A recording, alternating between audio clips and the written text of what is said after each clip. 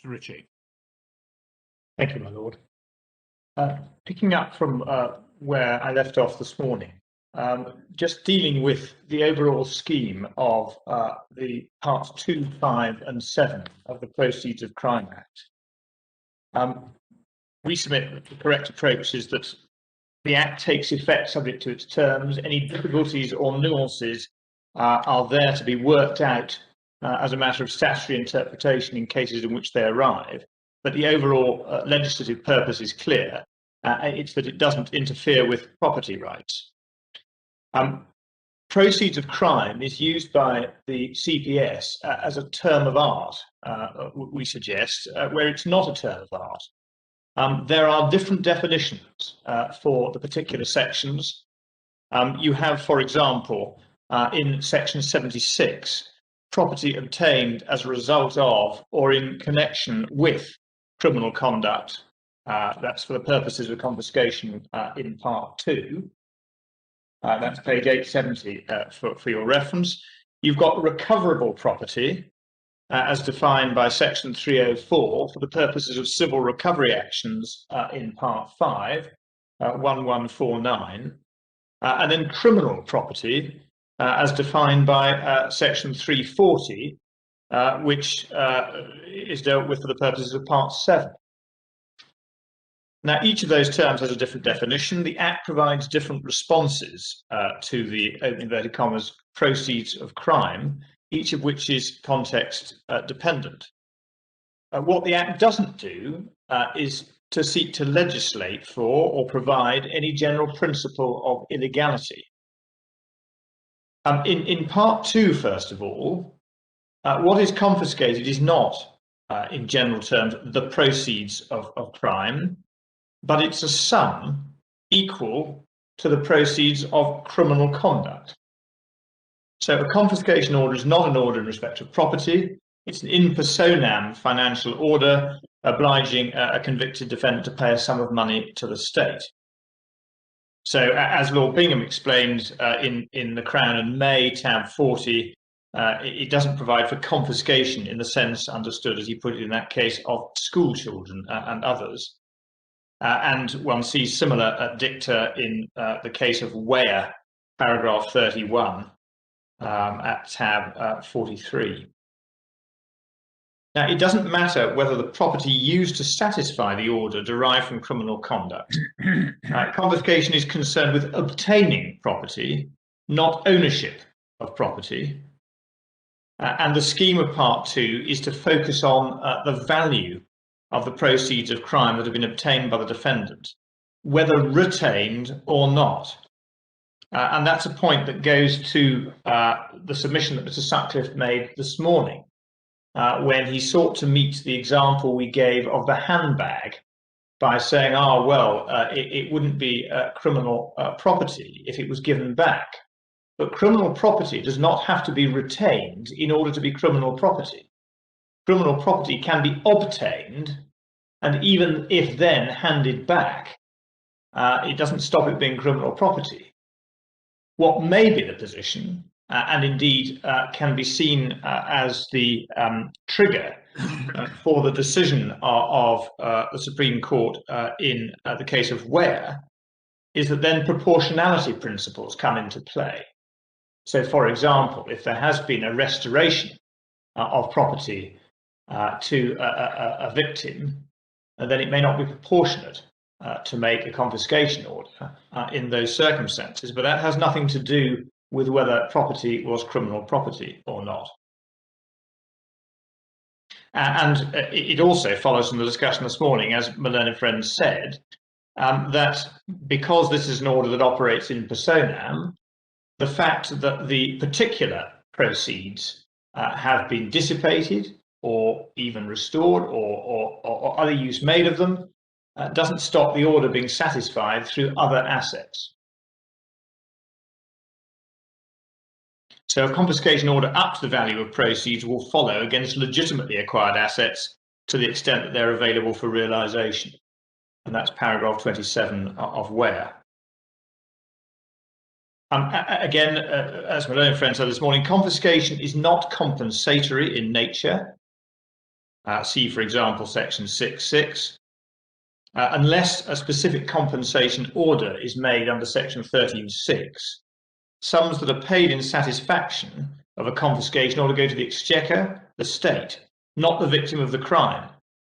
Now, my learned friend sought to place reliance on this case on the fact that the victim of the crime is the state. But that's a neutral factor, we suggest. It can't have influence in a case where coincidentally the victim of the crime happens to be the state. And then leading through to the discussion point of this morning, for the purposes of ascertaining the interests held by a defendant, ordinary principles of property and trust law generally have been applied, or they have to be applied. And one sees examples there in the case of Gibson and in the case of Bevan, both of which we cite in our case. Part 2 provides, for example, or otherwise, in relation to property held by a person to whom the convicted person has directly or indirectly made a gift caught by the act. And if one sees in examples like that, and we'll come to the provisions in due course, that the value of the gift is then treated as being available to the defendant as part of the defendant's realizable property. And they're known as the tainted gift provisions.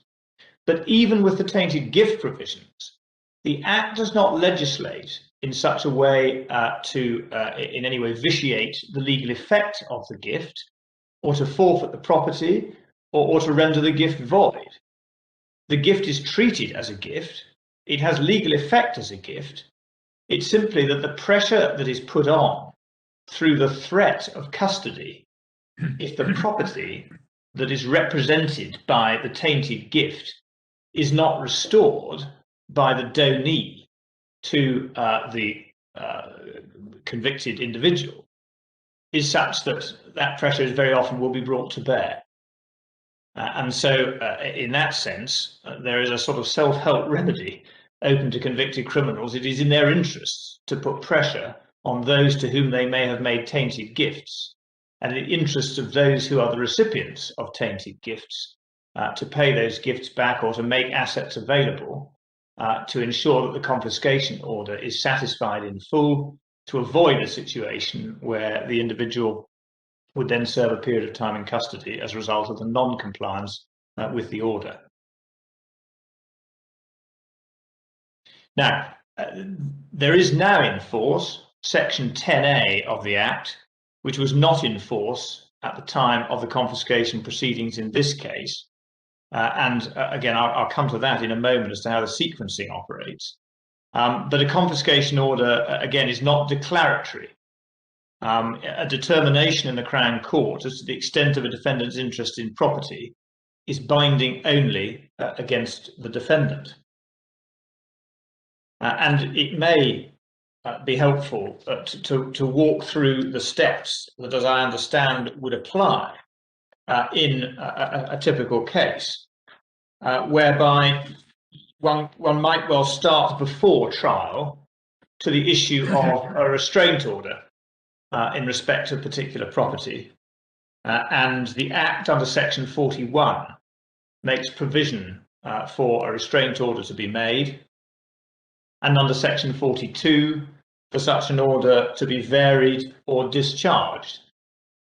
There's an example in which we refer to it in our case, in the SFO v. Lookman at tab 48, in which a party repleaded a case recognised even after judgment that they had a proprietary claim. This was an unknowing receipt case, and was in a position to make an application to vary a restraint order that had previously been made by reference to that proprietary interest. Lexi Holdings, SFO and Lexi Holdings in tab 48.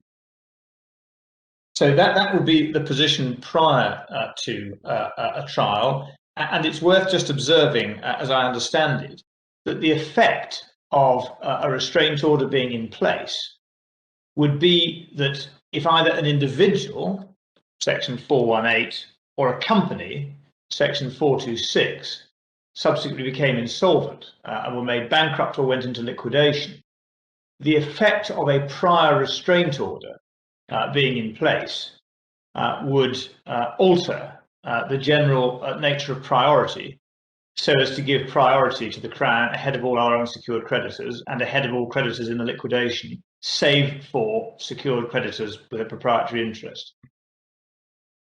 And so there are those measures that may take effect.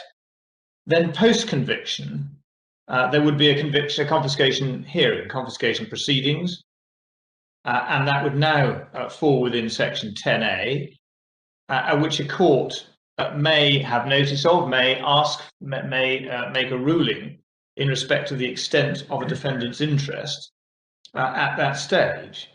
But to do so at that stage would require, in the ordinary course, as I understand it, a simple case, and in more complicated cases, a proprietary interest would only be ruled upon and probably argued about in full, and sometimes at great length, in the context of enforcement. So, in other words, if the criminal had not paid pursuant to the confiscation order, then enforcement proceedings would be commenced. And it would be in the context of those enforcement proceedings where proprietary interests of third parties may come to light and may be argued about. And it therefore follows from the scheme of Part 2 that this may be a long way down the line from the initial determination, as the court will make, of any recoverable amount, namely the benefit which a convicted criminal has had from the crime. Benefit being in that test under section 76, in connection with, as it can be as broad as that. So it provides protection in respect of sums that are broadly assessed. And that, of course, has certain consequences. It may well be that the sums which a director has benefited from under section 76 are not sums which the director owns or has any legal interest in. A possessory interest will be sufficient to trigger an order or a determination in respect of recoverable amount. And the case law is clarified, and this is the Ahmad case, following the Court of Appeal in Allpress, that it is effectively assuming the rights of the owner that is the relevant touchstone for whether there's been obtaining in these circumstances. And that can apply in respect of sums which are jointly held. It can be that two or more criminals will be assessed to have had recoverable benefits of the same amount, and there is no conceptual difficulty with that. Indeed, it's notable that in Ahmad, at paragraph 67, one of the points that had been raised in that case is whether something along the lines of a Gissing and Gissing constructive trust might arise as between co-conspirators in respect of benefits jointly held, if you like, in respect of a crime, and the court, perhaps unsurprisingly, rejected that, making reference to the Everett Highwayman case, and said that that wouldn't be an appropriate course to take in circumstances like this. But again, it follows that at that determination, the recoverable amount does not set in stone what the sum of a confiscation order would be, because there have to be two further steps. First of all, there needs to be a determination of the available amount by reference to assets that will in fact be available to the convicted criminal to discharge that order. And then there must be ultimately the decision as to, in the light of other arguments, perhaps as regards proportionality, what order should properly be made. And in answer specifically to the question that arose this morning, it does not follow from the fact that either a determination has been made as to the recoverable amount, or as to the available amount, that does not in any way determine for all time what sum should be paid under a confiscation order, because Section 23 provides for a certificate of inadequacy, whereby if at the time at which the confiscation order has to be met, the available assets to meet it are insufficient for that purpose, then it is open to a party to make an application to court to have that certificate put in place. And that is what one would expect to have in circumstances where a proprietary interest was contended for after the making of or the determination of a recoverable and available amount. Equally, I believe it to be the case that under Section 22, there is the reverse power. It used to be known in legal aid terms as a football pool's order, that if somebody comes into sums that they might not have had before or win the lottery, then it's open to increase the sum up to the amount of the recoverable amount, where there are now assets available to discharge that sum, which there were not at the time of the original determination of the available amount. And therefore, if one stands back, the position that one arrives at is that there is no legislative expectation that the recoverable amount or the available amount, as set by the court initially, will represent the amount that has to be paid under a confiscation order. And therefore, there is no inconsistency or irreconcilability as to the way the legislation operates, as between an initial assessment of that amount and the subsequent interests of a third party coming to light.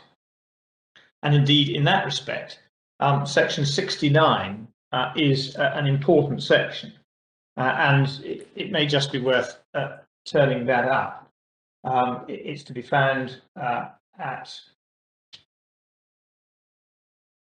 page 858.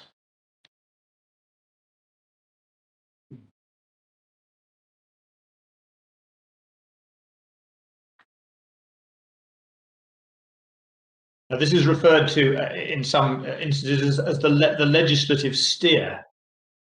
In other words, it's a power, or it's a power that applies to the, and the section applies to the powers that are conferred on the court in respect of restraint orders and the like, and the powers are expressed at 69(2).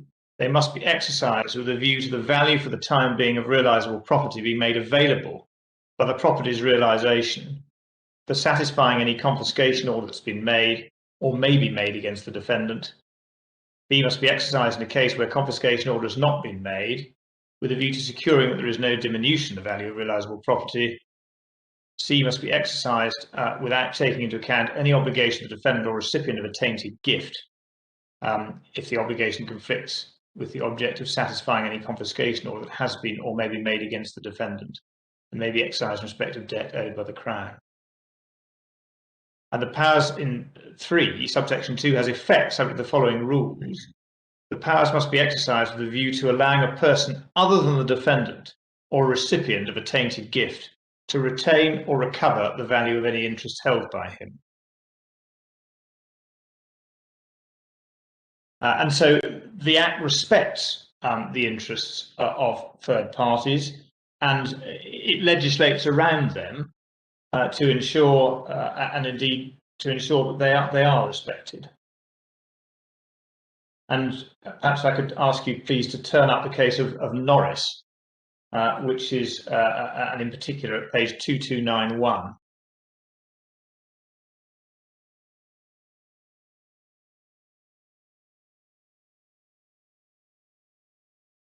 Now, this was a case that preceded the Proceeds of Crime Act, and therefore was dealing with its predecessor act. There are one or two distinctions that I'll point out, but at paragraphs, perhaps I could invite your ladyship and your lordships to read paragraphs 12 through 16, because they may also assist in with the interplay between respecting the proprietary rights of third parties and the regime that would operate to determine those rights.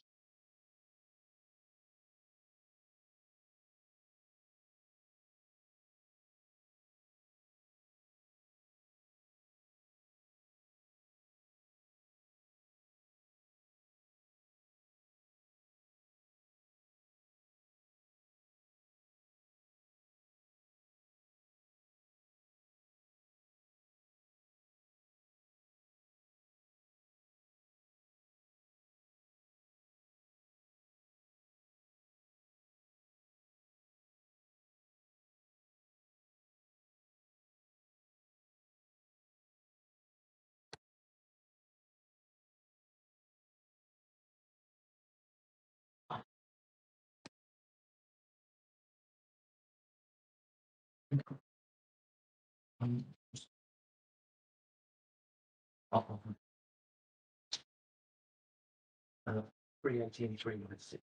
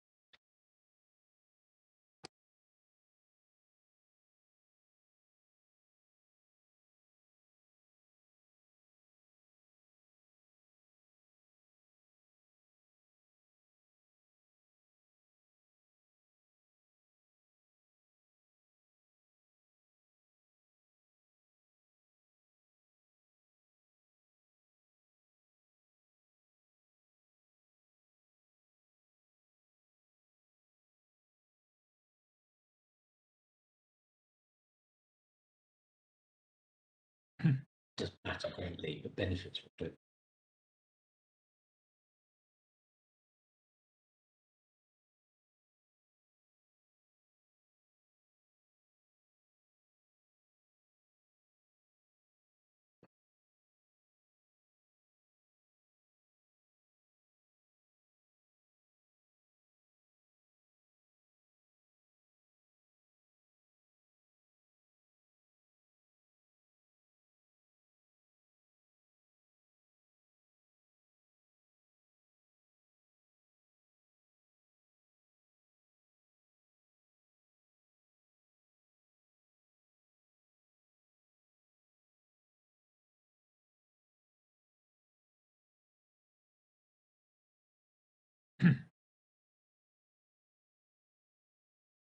My lord, I don't know whether that's. I'm grateful for the time. I wouldn't have asked your lordships to read that had it not been for the specific question you posed to me, but I'm grateful for that.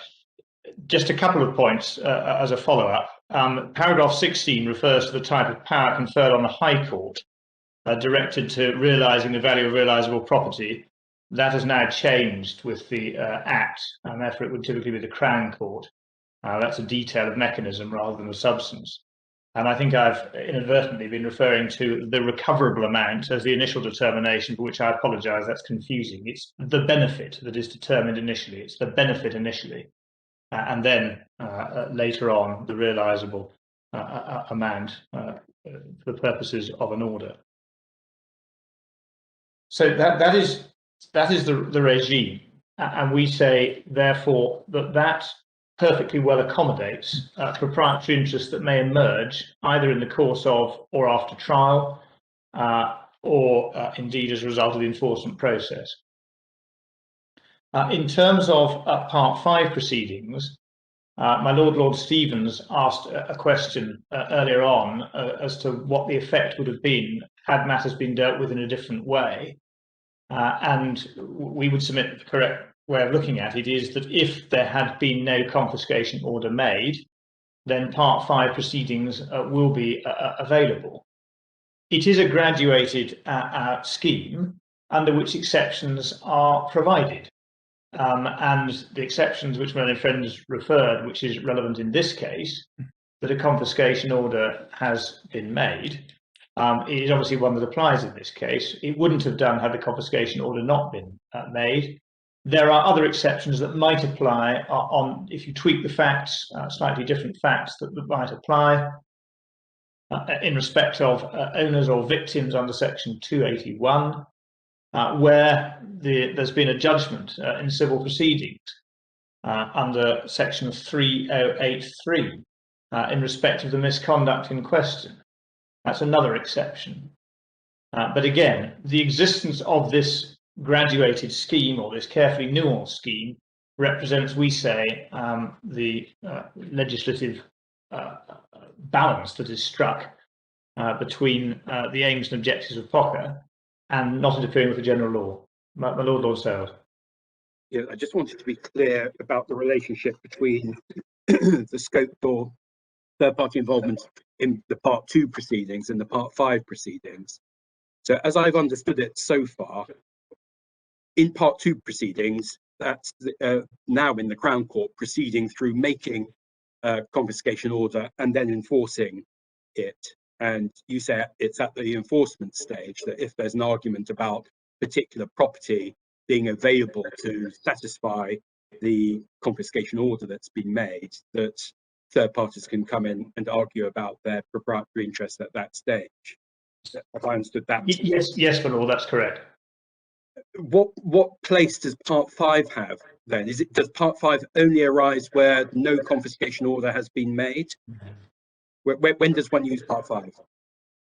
My Lord, well, we use Part 5 in circumstances A, where no confiscation order had been made, B, where there had been no conviction or no prosecution. Or no prosecution, or somebody's died, any number of different perhaps there have been proceedings in criminal proceedings where a prospective defendant had died. Yeah, and where there's no prosecution.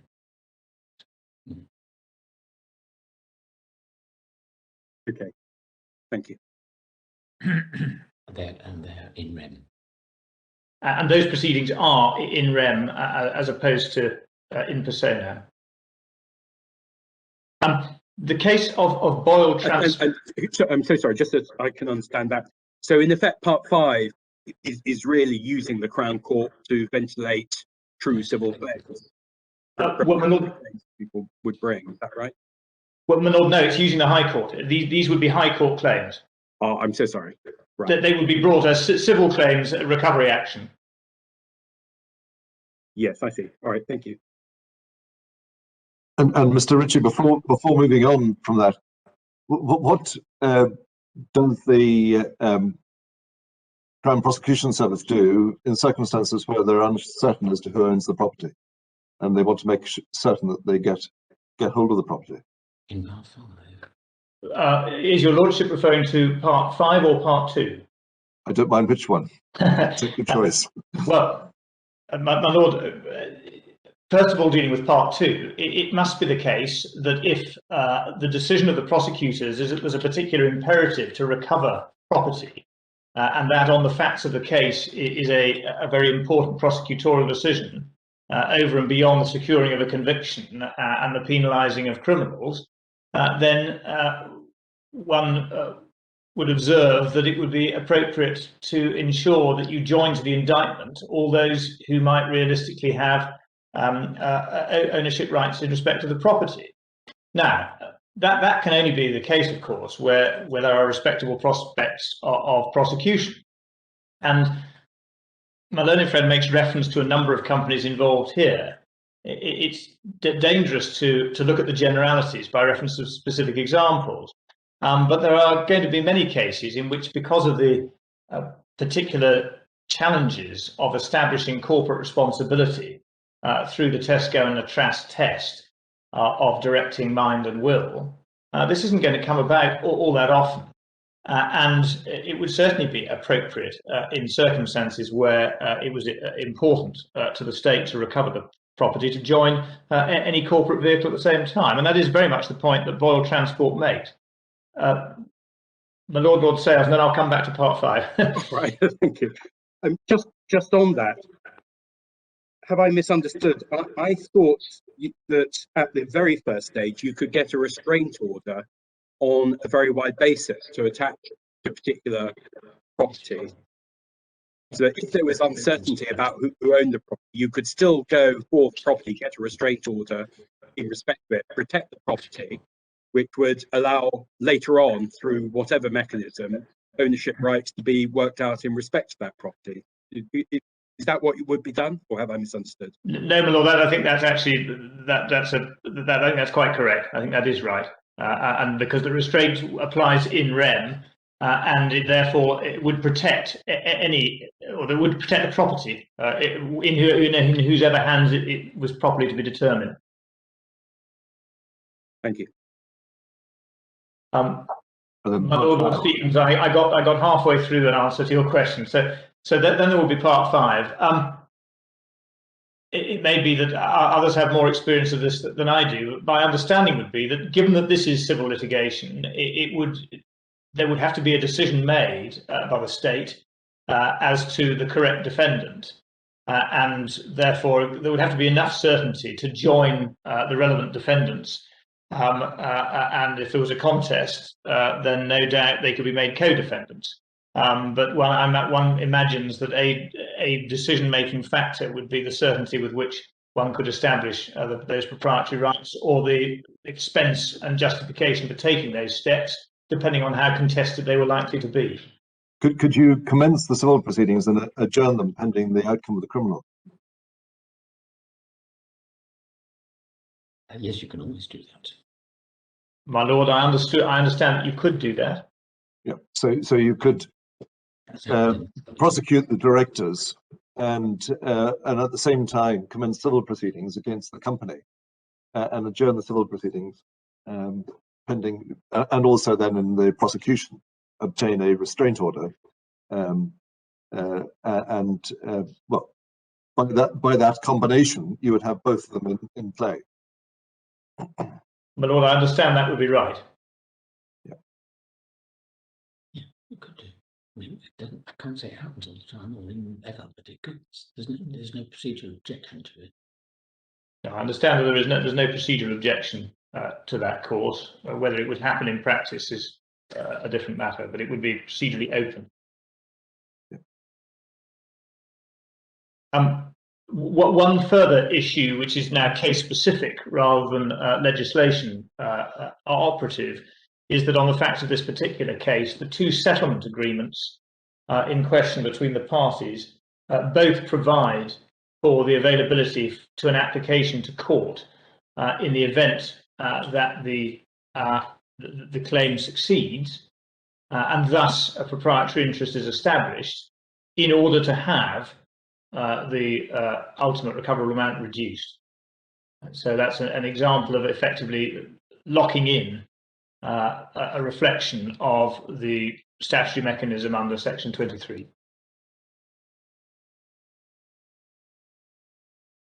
And Mr. Ritchie, I'm very sorry, when you talk about the settlement agreements, is that settlement agreements with the CPS? Yes. And the directors? So directors and the CPS have entered into settlement agreements which allow for that. Is that what you're saying? Yes, my lord, that's right. We've referred to those in our case, and there were settlement agreements that were reached very shortly before the trial of the civil proceedings.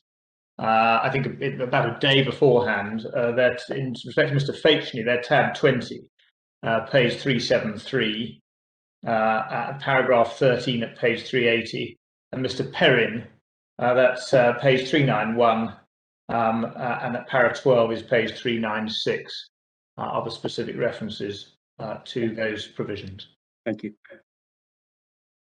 And broadly, in case which would be understandable that they haven't hit the court's radar, a settlement was reached under which there was a graduated agreement as to what would happen to the assets depending upon the result of these proceedings, but with particular assets being dealt with in particular ways.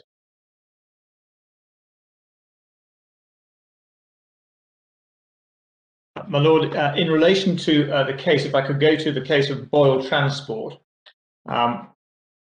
which is at page 2239.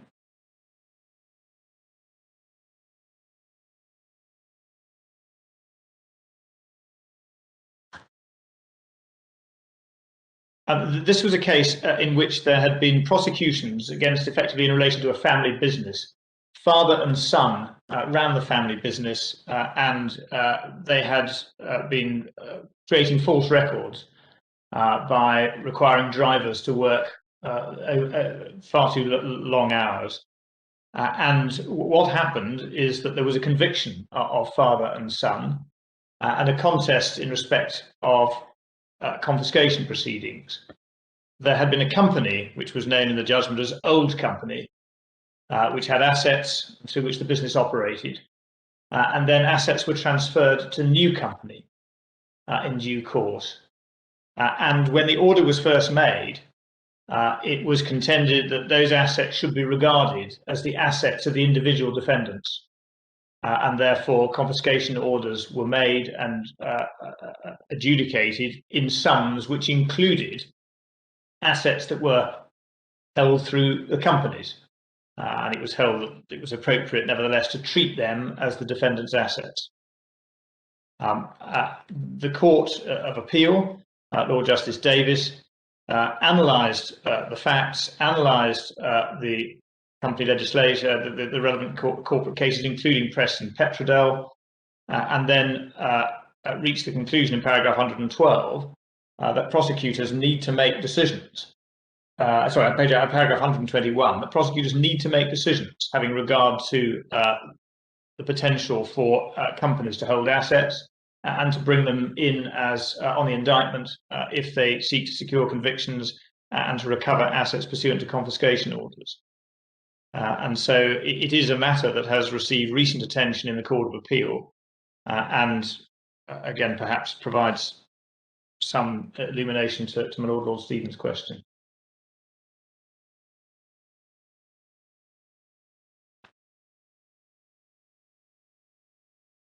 So was the result of that then that they were not allowed to treat the company's assets as the defendant's individual asset?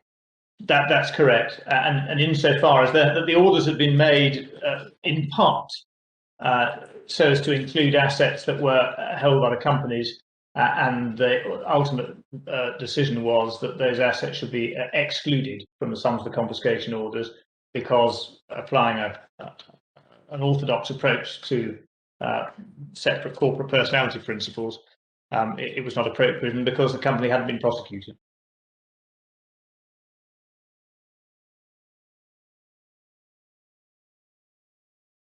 My Lord, turning to money laundering, if I may. We deal with this in our case and give some of the background. In this country, money laundering started as an act to do with drug offences and drug trafficking and the consequences of drug offences, and has been broadened. And there have been important treaties and directives, which we've summarised, two of them being the 1991 directive and the 2001 directive, which informed the legislative intent of the Proceeds of Crime Act.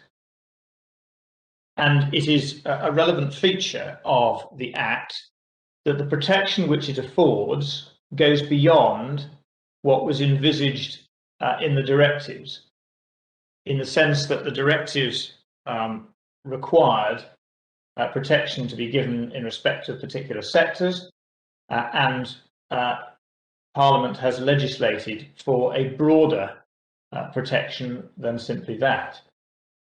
And if one looks at the original starting point for the Act and for the mischief of the Act, it was in respect of the laundering of the proceeds of drug offences, in which one can envisage that the interests of so-called legitimate owners is not something one can't easily contemplate. It doesn't fit within the scheme of that legislation.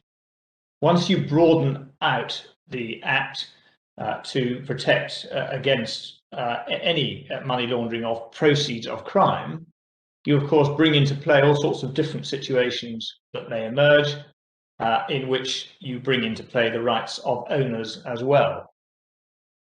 And the Act has been the subject of judicial decision of the Court of Appeal in Bowman and Fells. It's right that that was in the context of Section 328, which is arrangements, and it's right that it was in the context of legal professionals. And that was certainly the context in which the decision was made, but we submit that the decision goes broader than that. The article which of the directive, this is paragraph 58, which is at supplemental bundle page 23. The article of the directive in question required member states to ensure that institutions and persons subject to the directive refrain from carrying out transactions which they know or suspect to be related to money laundering until they've apprised the authorities referred to in Article 6. And that was the subject of a specific limitation in the case of legal professionals. And at paragraph 60 in Bowman and Fells, supplemental bundle page 24, it was held by the Court of Appeal that the prohibition contemplated under Article 7 cannot have been envisaged as covering any aspect of the conduct or resolution of legal proceedings, since had that been envisaged, it seems beyond doubt the European legislator would have applied the clearly stated policy of recitals 17 and 18 to Article 7, as well as Article 6. The protection afforded by Article 6 to legal professionals conducting legal proceedings must have been intended to apply so as to enable such legal proceedings to be continued to their ordinary conclusion.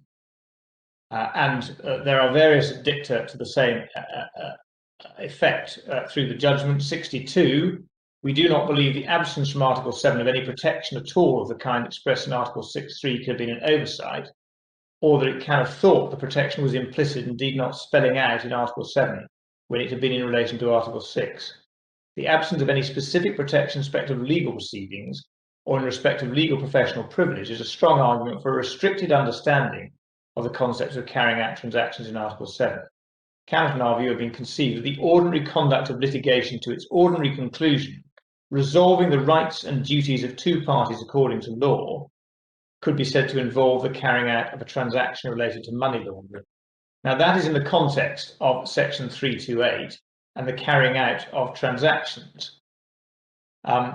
It's referred more broadly at paragraph 63 to context where it said if the European legislator did not intend Article 7 and the UK legislator did not intend sections 327 to 329 to cover the ordinary conduct of legal proceedings or the ordinary conduct of giving legal advice in circumstances not making the legal advisor a co-conspirator or accessory, it would have been unnecessary, would have been inappropriate to have introduced into either Article 7 or 327 to 329 any equivalent exceptions.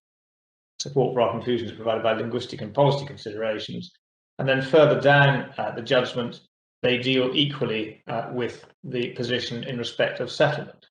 Now, I accept that this is in the context of legal professionals and the obligations on legal professionals.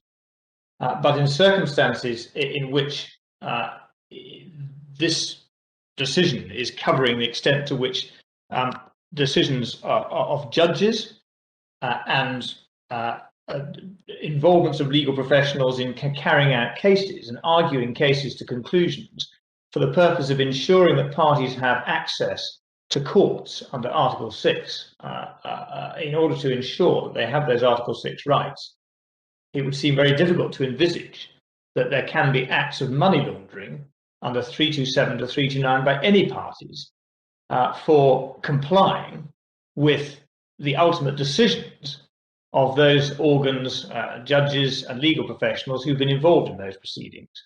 It would seem counterintuitive that the Act permits legal professionals to act in legal proceedings. It permits judges to give judgments in legal proceedings for the purposes of ascertaining and determining legal rights, to then hold that parties who act in accordance with the ascertainment of those legal rights was committing acts of money laundering.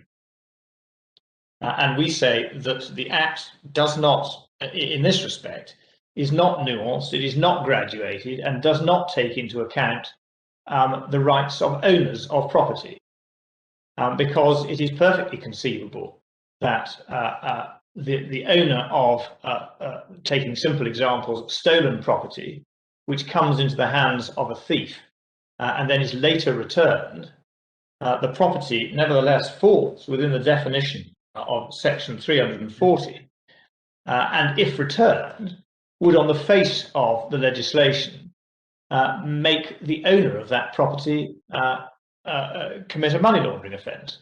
But that simply cannot be right and cannot have been Parliament's intention. And we submit that that is a reflection of the fact that the Act doesn't take into account adequately or at all the rights of owners and transactions by owners of property in respect of either the possession of that property or the transfer of that property to them. There is, of course, the fact, though, that the Act again does operate in this graduated phase, because it is always open, as my learned friend said, for a SARS disclosure to be made to the authorities, and if either clearance is given or no response is received, then no offence will be committed.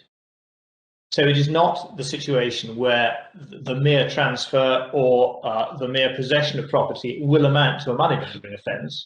It will only amount to an offence even if otherwise the Act were engaged in circumstances in which no application has been made and no clearance has been given, either through consent or a nil return.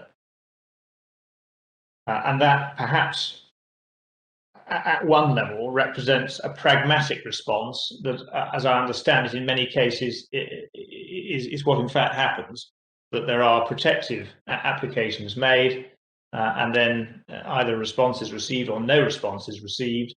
And if that is the case, then no money laundering offence is committed. Deemed consent. Now that operates then as deemed consent. Now, Lord Stevens asked this morning a specific question as to whether or not, forgive me if I have it correctly, but certainly one question was whether or not the entering into the assignment agreement by Aquila. I may have it wrong, my lord, I'm sorry. I was just going to qualify by saying it's not an argument that's been raised by the appellant, and it may not properly be before us. So I was just inquiring as to whether one should leave it open or whether one needs to investigate it. I don't think we can, as far as I'm concerned, I don't think it's possible to decide the issue because it hasn't been raised. But I was just wondering whether or not there's a simple answer to it. Well, on behalf of my client, I'm relieved at your lordship's answer, and would indeed support the fact that this wasn't a matter before the court. But we would draw the court's attention to section 329(2)(c). Sorry, say that again, Mr. Ritchie. 329(2)(c). Yep. So the structure of 327 is that effectively 329 is the acquiring or possessing offence, 327 is a concealing or transferring defence, and 328 is an arrangements offence, if I have to very broadly summarise them. And where there's been adequate consideration provided for a transaction, that won't amount to an offence. Now, one can obviously see on the facts of a given case how that may or may not give rise to argument. But we would say that that is in line with the spirit of and the purpose of the money laundering regime, which is to avoid the lack of transparency which attends the mischief of the offences that the Act is designed to prohibit. It is the lack of transparency and the concealment of assets, typically through the financial system, that is the central mischief of the Act. It's obviously not limited to that, but that's a key part of it. And therefore, we say one should be very sceptical of money laundering offences that might be claimed to exist in circumstances where there is no lack of transparency, and any transfers are brought out of a criminal system. So, for example, pursuant to a constructive trust to an owner, a beneficial owner of property, or a repatriation of property to an owner. In those circumstances, we say they simply don't fall within the spirit of what money laundering and the legislative intent of what money laundering is designed to prohibit. But in any event, at 3292C, where there's been adequate consideration, there will be no offence. And we would say that would provide an answer. There is a further answer, of course, is that there has to be knowledge or suspicion to the requisite degree. And so, depending upon the timing of any particular assignment, that's a further factor that would have to be established.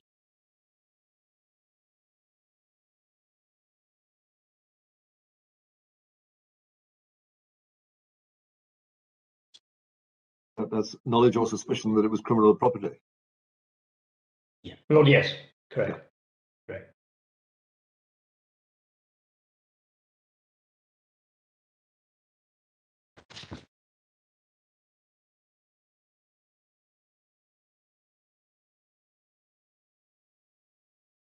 Turning to the attribution arguments, my Lady Rose in Singularis at first instance, which of course arose in a different context, identified the policy of directors' duties, and of course in this case, under a Part A evaluation in illegality terms, as to protect the company from becoming the victim of the wrongful exercise of power by the officers of the company. See Bundle 684. And that, we submit, is a helpful way of looking at the issue of the protection afforded by directors' duties. And one of the difficulties, we say, in the attempt by the CPS to make a distinction between claims that are brought for loss and claims that are brought to, as they would put it, recover profit, is that it doesn't do justice to the mischief of directors' duties. And at the heart of this appeal is whether or not a defence, an illegality defence, can be harnessed through the process of attribution, which would have been available to directors in respect of the claim that they should account for their unauthorised profits made in the course of and by virtue of their fiduciary position. Now, there's been an attempt to set up an argument in this court that was not set up below, with what's not just a bifurcation but a trifurcation of the constituent elements that go into the wrongdoing of the directors. There's the quasi-appropriation of IP rights, there's the misappropriation of or the misuse of the corporate opportunity, and there's the crime. And we say that in this, as in many other respects, the CPS's case is overcomplicated and misses the simple and chief mischief of what has gone on, which is that there has been IP which the directors have had access to by virtue of their fiduciary position, which they have exploited for their personal aims in breach of fiduciary duty, and where the unauthorised profits that they hold are profits for which they must account. And in paragraph 13 of the Court of Appeal judgment, that position does not appear to have been controversial. And that is EF page 156. There was no challenge in the Court of Appeal to the part of the judge's reasoning that the 4.55 million in respect of that exploitation was held or was held on trust with ETL, and that was uncontroversial. It has now become controversial. But it's worth briefly focusing on the nature of the protection afforded by the fiduciary duties that have been breached, because that, we say, provides the answer if there were any doubt as to the fact that it is inappropriate to draw any distinction between a duty to account for unauthorised profit and a duty to pay compensation for loss. The duties we're concerned with here are negative prescriptions. They operate objectively and they operate inflexibly against any risk of conflict between the position of the director and the position of the company. They've been rationalised by Professor Conaghan, and we submit helpfully, as being to protect the performance of the positive duties which are owed by directors to the company. And the reason why it's helpful in this case, or in this appeal, to rationalise them in that way is because it gives insight into the particular menace against which these prescriptions protect. Section 172, as it now is, the best interests, good faith duties of directors to act in the interests of the company, and now to promote the interests of the company, is perhaps, along with the duty of care, the prime positive obligation, the positive duty that directors owe to the company. And the company places store by requiring an undivided duty of loyalty from its directors in order to have the trust in them to carry out company business in a competent and careful manner. And therefore, it is the minimum requirement that they should exercise those obligations with undivided loyalty. And it is why those negative prescriptions have been operated so inexorably and so inflexibly over such a very lengthy period of time. If self-interest intrudes, then that confidence which a company can have is removed.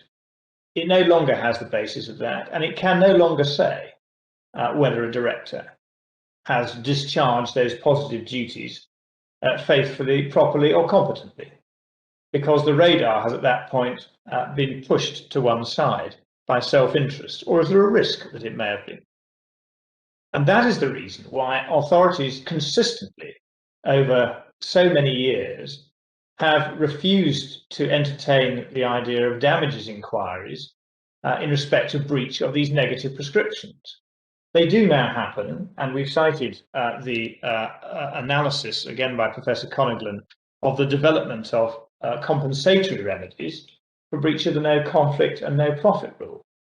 But there's, on any view, not the primary remedy, because in most cases, breach of those duties alone will render it difficult for the company to know whether a particular course of action was in the company's interests or was not in the company's interests as a result of the personal interest that has now intervened on the part of the directors.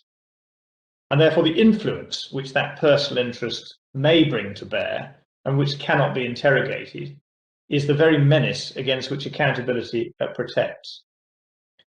In the cases of misappropriation of company property, of course, the position is clear. There is a direct corollary between loss to the company and profit to the director.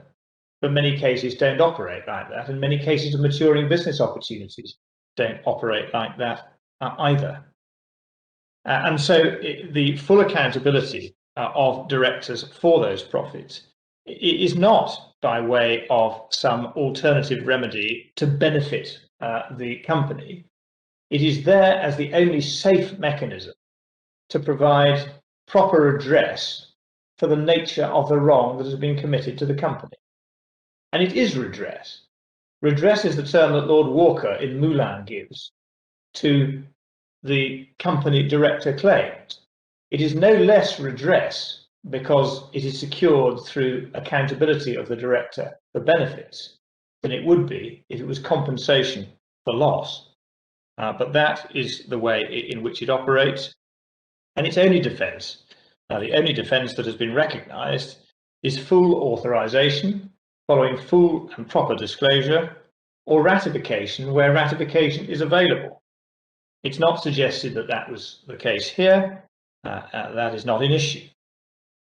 And therefore, one is looking to, we submit, an entirely novel situation in which there seeks to be an illegality defence put forward in respect of a director's own profits that are admitted or appear to have been admitted to have been in breach of fiduciary duty and have been found to have been in breach of fiduciary duty without any appeal at first instance, or on this point to the Court of Appeal or to this court.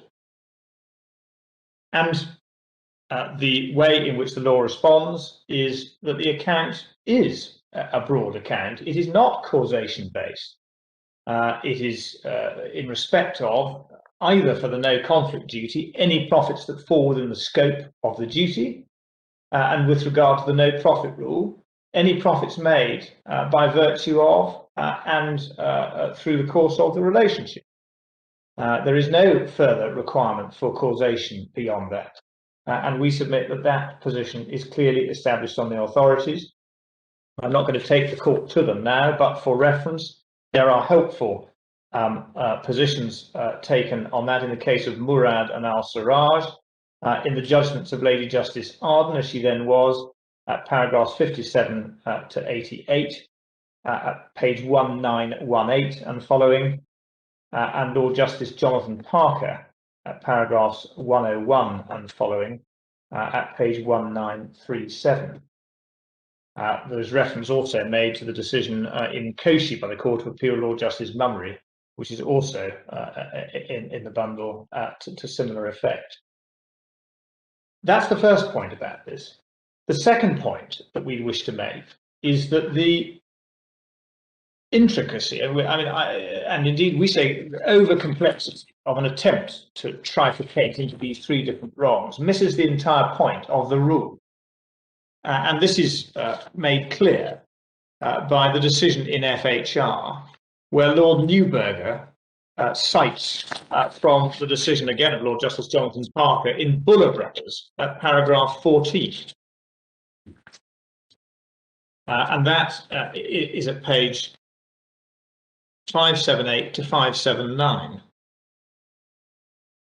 And Jonathan Parker said this: where a fiduciary has exploited a commercial opportunity for his own benefit, the relevant question in my judgment is not whether the party to whom the duty is owed, the company in the instant case, had some kind of beneficial interest in the opportunity. In my judgment, that would be too formalistic and restrictive an approach. Rather, the question is simply whether the fiduciary's exploitation of the opportunity is such as to attract the application of the rule. And that's a helpful way of putting it, because that tracks exactly what the Court of Appeal and Mr. Justice Mann have done below. They've asked themselves the question, what was the relevant asset or opportunity? Answer, IP rights. Was it exploited? Answer, yes, it was. Was it exploited in the personal interests of the defendants? Yes, it was. That's all that's required. There is nothing further. The money was undoubtedly obtained by reference to that, whether authorizedly or unauthorizedly, legally or illegally, makes no difference for the purposes of these provisions. And one can see that from the decision in both FHR and the decision which preceded it in the case of Reed, that unauthorized actions are caught by the rule, actions which would indeed have the effect of transferring, open inverted commas, proceeds of crime are caught by the rule. And it wasn't that either the Supreme Court or the Privy Council were in any way unaware of that. they both make reference in their decisions to, in the latter case, the FHR case, the provisions of the Bribery Act, and in the former case, specifically to criminal proceeds. So that has been done with full awareness, we say. So is there, and what is, if there is, what is the distinction that the CPS can pray and aid when one has the point that there is a breach, that the breach can operate so as to confer proprietary rights over those benefits, even where they represent criminal property or the proceeds of crime? And what it's then said is that in this case, the company was effectively the criminal, and therefore the position is therefore different. But there are a number of missteps that then take place, because what my learned friend has to do is to assume what he seeks to prove. And in other words, that you attribute criminal responsibility to the directors in order to then set up the argument that the company, in requiring its agents to account, is profiting from its own wrongdoing and from its own criminal wrongdoing. And that, of course, is the very question. One thing we do know is that from Bilter is that the process of attribution is context specific. And the context in question is, in that case, a criminal context, whether or not directors are to be punished for what they have done, and whether the company is to be prosecuted and punished for what it has done. The fact that there may be attribution which would render a company criminally responsible for its acts says nothing about the position as between the company and the directors when it comes to seeking enforcement of their duties and seeking to hold them accountability for the wrongs that they have committed to the company. And there is nothing, we suggest, that is justified by a reading of either Appellant Mirza or Bilter, which should permit the court to either qualify or overrule or re-explain Bilter so as to adopt a different approach in respect of non-damages based cases. Now, there is a further false assumption which we say is made by the CPS, and that is that the company has benefited from the transactions which the directors committed it to or promoted on its behalf. That's the very inquiry that the court is not allowed to speculate about. The case made against Aquila is that it's benefited because it was a course of business which would be revenue generating. Well, VTL's business was revenue generation.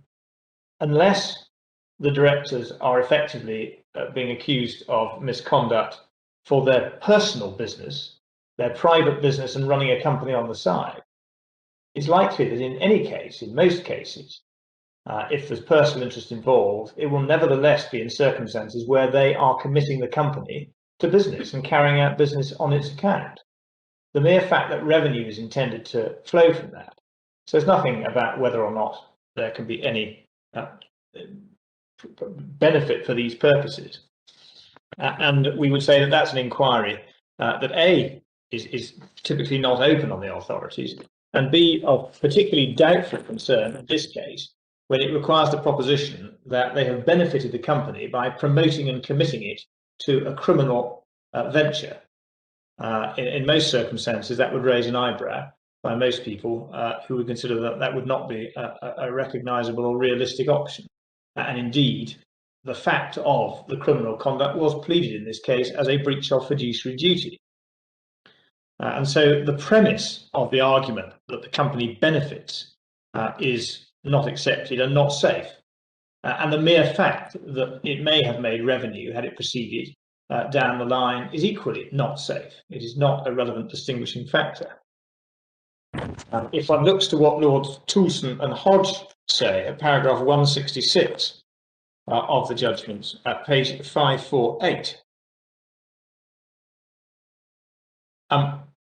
the submission was made in Bilter that there was no scope for applying the fraud exception, the Hampshire land principle, so as not to attribute the director's conduct to Bilter. They're acting for the company in the circumstance that Bilter's a one-man company.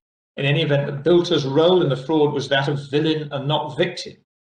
The argument proceeds on the false premise that Bilter's role must be characterised in the same way, both as between Bilter and HMRC, and as between the company and its directors.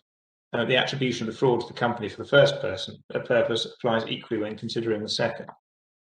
We submit that the advantage of Bilter and the great clarity that it has brought is to do away with the unnecessary characterization and classification of victims, whether primary or secondary, whether wrongdoers or victims. The question becomes clear and is answered. Does the company have a claim against the director? Because if it does have a claim, it's because the director has done a wrong to the company. And it's done a wrong in whatever way those general duties specify and representing the protection which those particular duties afford to the company. And therefore, if it is the case that certain wrongs will sound in an accounting remedy and accountability, then that is no less a wrong to the company than damages sounding in loss. It's also unworkable in practice for the reason we point out in our written case, that many cases will be cases where both damages are suffered or may be suffered and profits are made. And the action may proceed a considerable distance before any election is made on the part of the company as to the remedy that it seeks. And the spectre is raised that attribution won't be in play, illegality defence won't be in play, or may partly be in play. It may partly be in play in respect of the accounting claim, but not in respect of the damages claim. And that, we say, is incoherent. There are wrongs done to a company. There cannot be a situation in which the same acts which are being considered by the court could give rise on one analysis of the remedy to attribution and illegality, and on the other side of the coin, if it's merely a compensatory order, no attribution, no illegality. Yes, we accept that we have not brought a claim here for damages and loss. It is not accepted insofar as it's relevant that there wouldn't be. It is an agreed fact that there were claims by investors over, and my learned friend says no. Ultimately, we submit that this appeal isn't going to turn on that. But nevertheless, it's common sense that whether or not claims were made, if you run a criminal business and you sign clients up to that, you are exposing the clients to claims by your counterparties in respect of that wrongdoing, and anything else would simply be unrealistic. Now, in terms of the way in which the ratio is put, and in terms of how far it goes under Bilter, as we've already accepted, we accept that Bilter was a damages case. But we would invite you to pay attention in considering this matter to paragraph 87 and following of Lord Sumption, 527 to 528, and also to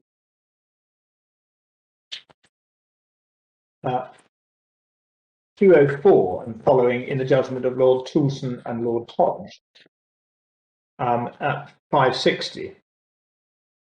And the reason that is helpful is because we say it undermines the case-by-case approach that you are being invited to adopt by my learned friend in this case, where each case will be determined on its own facts, depending on particular factual circumstances. Three situations are identified by Lord Sumption in paragraph 87. First, where a third party may sue the company for a wrong, such as a fraud which involves a mental element. Secondly, the company may sue either its directors for breach of duty involved in causing it to commit that fraud, or third parties acting in concert with them, or it's in the present case both. Third, the company may sue a third party who was not involved in the director's breach of duty. Those are the three scenarios. And in 204, page 560, Lord Toulson and Lord Hodge say it's helpful to consider the attribution of knowledge in three contexts. One, when a third party is pursuing a claim against the company arising from the misconduct of a director, employee, agent. 2, when the company is pursuing a claim against a director or an employee for breach of duty or breach of contract. And 3, when the company is pursuing a claim against a third party. Now, that, we say, neatly summarizes the contexts and the relevant and different contexts in which attribution may or may not arise in this case. And where there are references to meridian and to what context means, this is what context means. It doesn't mean that once you get into a subdivision of directors' duties cases, you then start a further inquiry about the nature of the director's duty case in question and whether or not this is a two-party case or a three-party case or any other number of parties. It's simply not relevant. The relevant genus here, the relevant context, is claims by the company against the director. And paragraphs 34 and 35 of Lord Justice Patton in the Court of Appeal, much cited and cited by Lord Walker in Moulin, make the point clearly.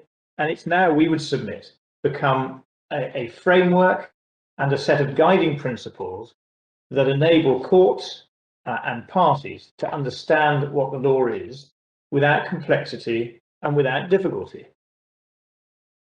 And really what my learned friend is saying is it's because of the intervention of the CPS on the facts of this particular case that some different approach should be given. And that was revealed in answer to questions by a number of, by Lady Rose and also your lordships, as to whether or not particular circumstances made a difference. It cannot make a difference logically or coherently to the exercise of attribution rules or illegality rules, whether or not a particular party has intervened. It cannot make a difference whether or not a party does or doesn't have creditors. In any event, that doesn't make it a three-party case, as my learned friend suggested. A three-party case only comes about where there are three parties who have a direct interest in the proceedings. The interest of the CPS here is entirely derivative. It's derivative based entirely on their rights as a creditor. And the rights of creditors was specifically contemplated and specifically dealt with in the context of proprietary claims in both FHR and in Reed. And Reed makes the point very clearly that the rights of a creditor can be no better than the position of the defendant in question. And therefore, it's not, we submit, permissible for the CPS in this case to seek to pursue arguments on the basis that the standing and the existence of a confiscation order makes all the difference. It makes no difference at all. The difference it makes is that if there is a proprietary right, the confiscation order may not be satisfied. But it doesn't make a difference to the operation of POCA, which takes effect according to its own terms. If one switches now to the other way of looking at this is an illegality way of looking at this, that it makes all the difference to whether a confiscation order was made.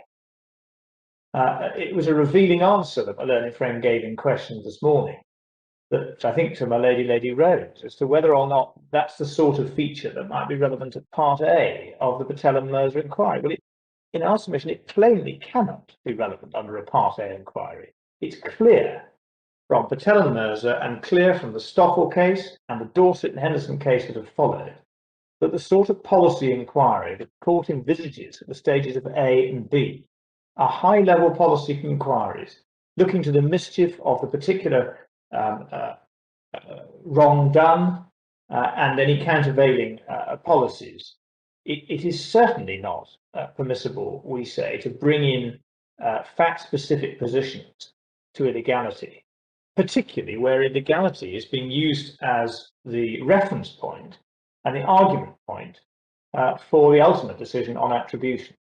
All that will do is produce confusion, inconsistency, and incoherence in the development of the law, because there will be too many subjective features. And I mentioned briefly in the summary before lunch that one sees some of the problems that a misunderstanding of what context, in the context of attribution, means in the Red Star case and the Singapore Court of Appeal, which one would have thought was a paradigm case for the application of the new built-up principles of attribution. namely a director and his wife, who was not a director but a secretary, and, if you like, a joint scheme under which she siphons money out of the companies with his knowledge, and there's misappropriation of assets from the company. And it's held that there should be no claim by the company for a number of reasons, including that the director, shareholder, may ultimately benefit from the return of the proceeds. And it's rationalised on the basis of a context-specific inquiry. Now, Singapore doesn't operate the same Patel and Mirza test as has now been adopted here. But that's an irrelevant distinction, we say. What's absolutely clear is that if this jurisdiction were to qualify or to overturn or in some way make a more flexible approach to the Bilter test, then the law will result, I think, in confusion, and I would submit it will not advance the interests of clarity. So what else is said on the part of the CPS as to why they should be entitled to a different approach? Well, Malone & Friend has resuscitated the approbation and reprobation argument, and he does so by reference to cases such as Lloyd and Gray Smith. We do say those are not two-party cases. He seeks to justify that on the basis that this is not a two-party case because you've got creditors' interests. But the whole analogy breaks down in circumstances where you don't have effectively a two-principal and an agent operating, because that is the paradigm for the approbation and reprobation arguments, that it is not appropriate to Principal A, for Principal A to take the benefit of his agent's acts and then reprobate those acts and that knowledge when it comes to denying recovery to counterparty B. But that isn't this case. That's exactly not this case. And it's exactly the mirror image of the distinction that is drawn under the Bilter case between third-party claims and internal claims, which is why in the context of internal claims, it is open to a company to take action against their agents where they've misconducted themselves. And that is not approbating anything. In some senses, there will always be approbation where equity operates on the fiction that an agent acting in breach of duty is not entitled to say that he's acting on his own account and must be heard to say that he's acting for the principal. To that extent, there is a sort of deemed approbation, because it follows that by permitting the proprietary claim, equity is assuming, for these purposes, fictional, that the agent has acted in the interests of the principal. But that does not get the principal off the hook in third-party dealing. And here, it would not get the principal off the hook were VTL to have been prosecuted in all probability, nor in third-party claims. Now, the fact that, as it happens, none of the recoveries would go to unsecured creditors or the victims of a criminal scheme is, again, the sort of happenstance coincidence that is irrelevant to the principal issues that are before your ladyship and your lordships. That cannot make a difference, the fact that the coffers of the company do not extend to particular categories of creditor over other categories of creditor. That is a detail. What's of more importance is that as a matter of scheme, there would be liability to third parties. And we stand by what we say, that in circumstances where, in some senses, the policy of both confiscation and equity has parallels, namely to strip the wrongdoer of their gains, then it's proper that equity be permitted to do that as a direct response to a director's wrongdoing. And it's inefficient and unnecessary for an argument to be run that you should leave it all to the state and work illegality around that, develop an illegality regime around the interests of confiscation. Coming back to the Lady Rose's question of earlier, what we would submit, my learned friend would have to say, is that under the policy concerns under A of the illegality test were you to apply it, you would have to say in every case that the possibility of confiscation orders or other measures under POCA was a relevant policy concern. At that level of generality, which we would submit would be a wholly unedifying inquiry to undertake and an inappropriate one at that policy level. It can't, we say, influence because it's not specific. It is a factor in all criminal cases, or a potential factor in all criminal cases, and therefore not relevant to be taken into account where there is a statute that does its own work in that respect in due course. Now, there are one or two details in respect to the way in which my learned friends put their arguments, and they made reference to them this morning by reference to Bousted and Reynolds, and I just wish to, I'm not going to take the court to it in any detail, but specific reference was made to 8214 as being the area in which the approbation and reprobation argument was made.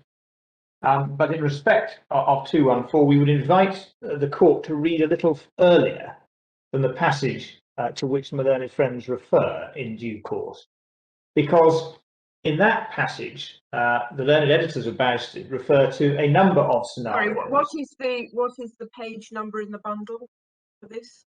Page number in the bundle, my lady, is, sorry, forgive me.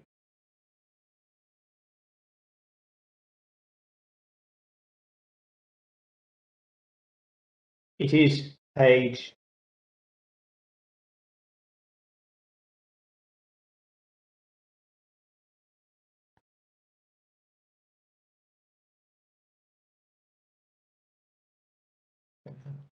3130, I believe. It starts at 3130. It starts at 3130.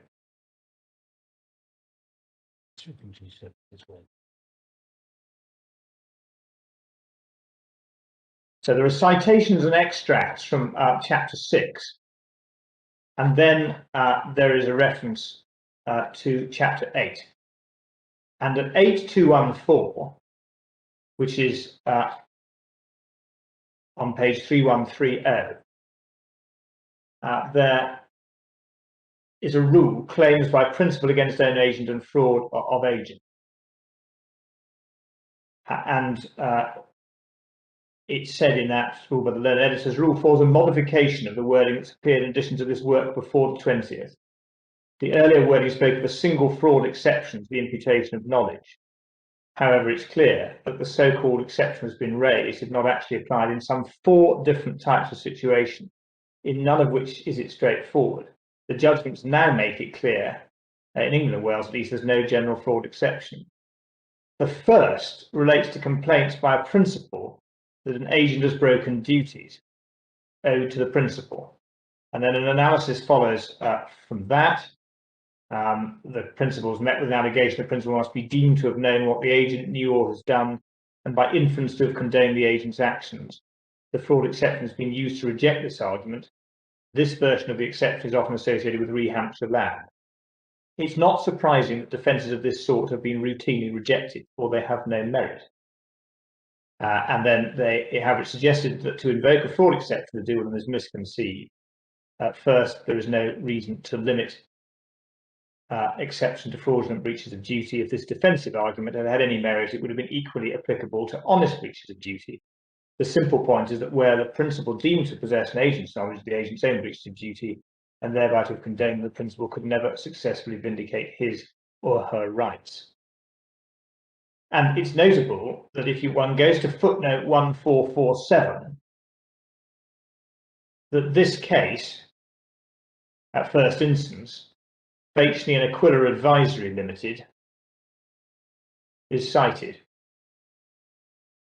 My learned friends, and that's the final text of the footnote at 1447 on page 3131. My learned friends have cited the second paragraph. The second situation where a fraud exception appears is defence to property-based claims. And we submit that they're simply in the wrong bucket. Yeah, that they're in the wrong sphere of analysis. And that's why we are looking at the wrong set of claims in the arguments that they're seeking to put before your ladyship and your lordship. These are party-party claims, claims involving third parties. Yes, on property-based claims, but we're looking at duty-based claims that result in proprietary remedies, not property claims as regards third parties.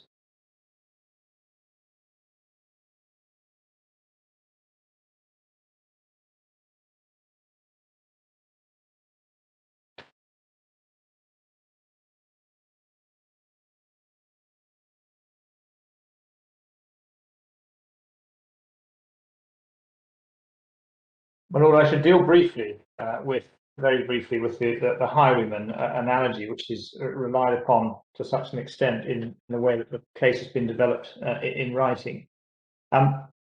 It's simply not a good analogy. It's plain from that case there was nothing but a criminal venture, and the attempts by highwaymen to put the label of partnership round it, and so to approach the court and seek legal redress, were never going to be successful. The distinctions with this case are obvious. That first of all, you have a corporation, which is not said to be in any way a fraudulent or improper corporation of itself, with two directors who operate at a different level. They, if you like, are the highwaymen in this respect. But the question, of course, then comes to one of attribution. And in circumstances where those two individuals owe fiduciary duties to their company, then one immediately sees how that analogy is too flawed to assist. Because again, if it's to work, it depends upon the very arguments about attribution that my learned friend assumes in order to prove his case as to the wrongdoing nature of the company, and which the court is not entitled to assume in this case, and indeed which Bilter says you can't assume in claims against the directors. And therefore we say that that is simply best left well alone.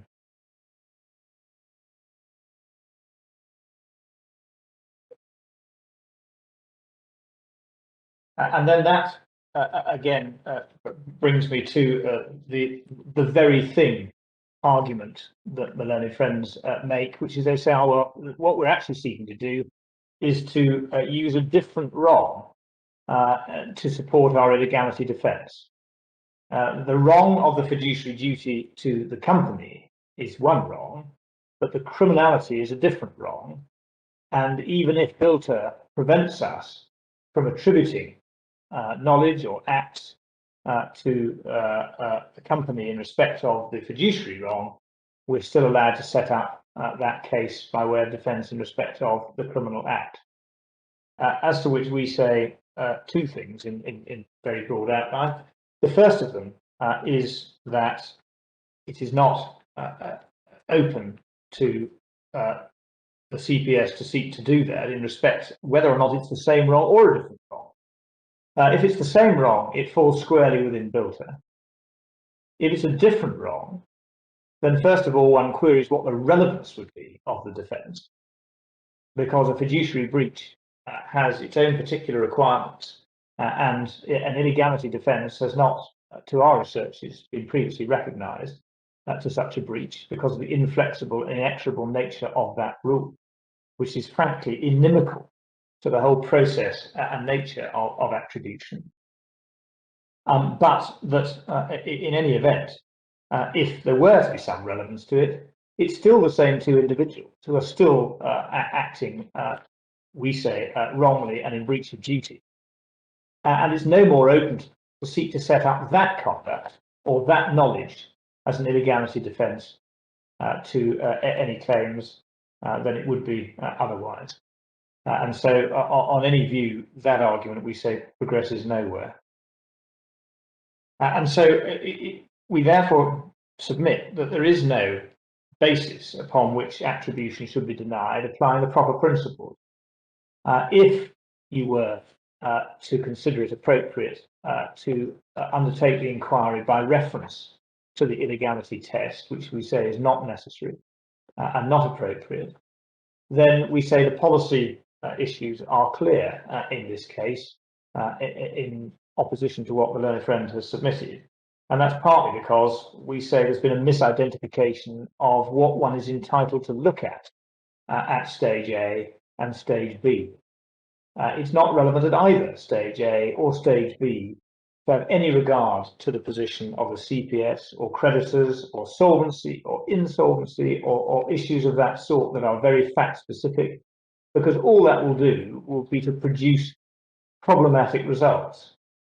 And in the commentaries and critique that there have been of Patel and Mirza, it's recognised that the court in Patel and Mirza has adopted a flexible system that is not entirely rule-based and that allows the court room to do justice on the facts of the given case. But our submission would be that none of the judges who espouse that test, and none who've written of it in favourable terms, would consider that it sets up an open and free discretion to be re-exercised on the facts of any given case in potentially different ways.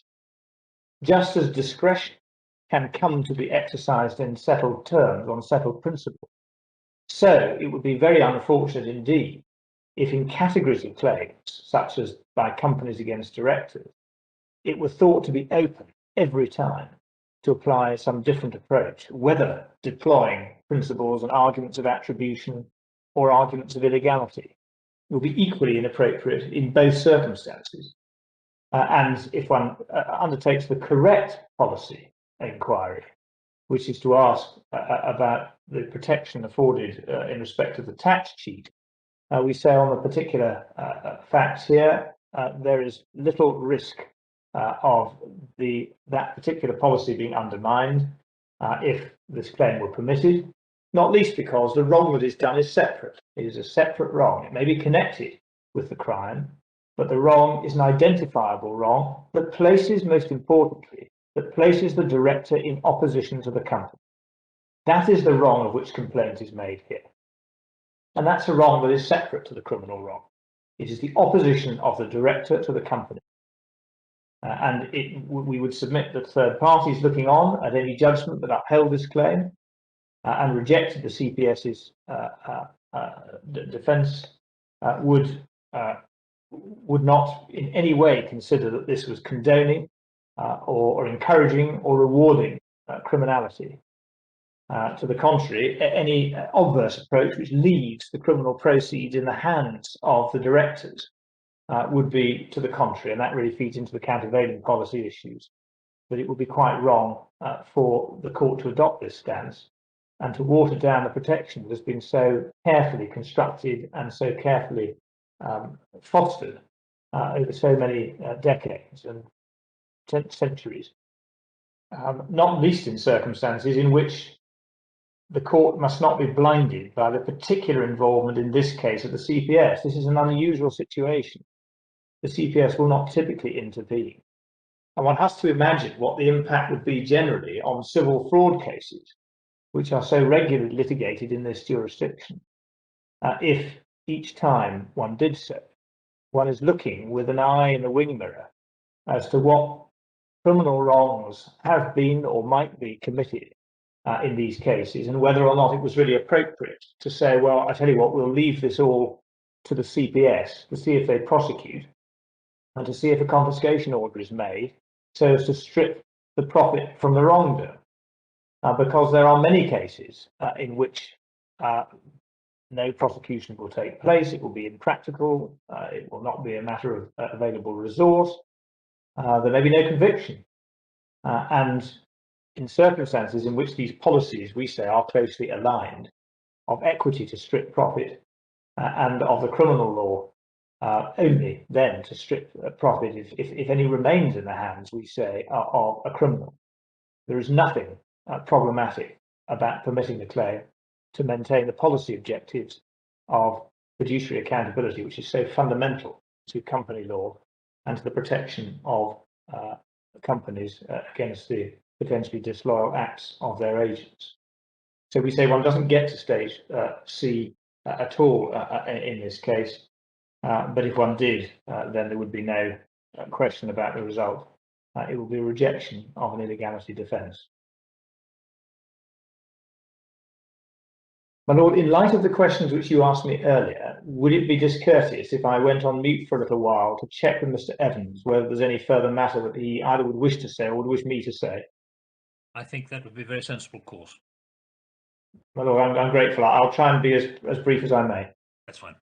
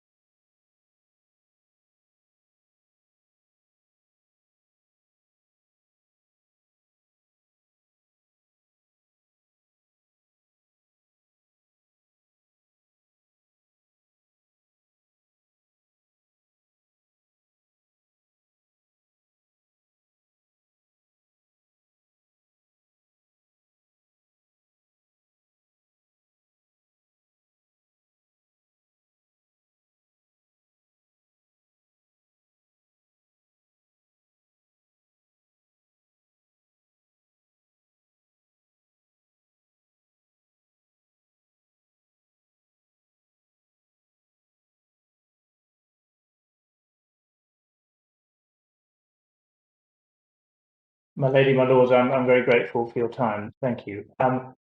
Just a point of clarification, one further point. I don't know whether I'm wittingly misled Lord Sales or not, or your lordships in response to Lord Sales's question about the effect of a restraint order more generally to protect property. Understanding is that a restraint order is an in personam order, and therefore it's not an in rem order. And therefore it may be that there will be circumstances in which that wouldn't ultimately provide protection in respect of the particular asset, but it does nevertheless provide protection which could be extended were further parties brought in at a later date. Section 58 is also a section which permits and would permit in circumstances like the present parties who subsequently become involved to intervene and to make representations in respect of restraint orders and thereby receive protection under them. CPS proceeding in respect of property. I'm sorry, I think it might actually be better. Sorry, first Lord Sales, it may be better for me to hand over to Mr. Evans on this point. Just on the in personam nature of the restraint order, as I understand it, but do correct me if I'm wrong, that's in personam in the same way that a waiver injunction is in personam. So yes, I mean, it's true, it's in personam, it blocks a specified person from dealing with assets, but it still has the effect of protecting the asset. yes, that's correct. In effect, if the CPS wanted to hold the ring, recognizing that there might be uncertainties about actual ultimate ownership of property, as I understand it, they could get a restraint order, which would have a Moreva type effect. And the property claims in relation to any assets which were caught by that order could then be dealt with in slower time as the criminal proceedings and civil proceedings work their way through the system. Is that a fair way of putting it? That is, my lord. I just didn't want to have left the court with the impression it might operate like a proprietary injunction in civil terms. It would only be limited to a freezing order rather than a proprietary injunction. And I think might I, with leave, just ask Mr. Evans to deal very briefly with the Section 58 point, which I don't think I dealt very well with, and it might therefore be appropriate. And so, with your lordship's leave, the camera is going to just simply swing across to Mr. Evans, if I may. Thank you.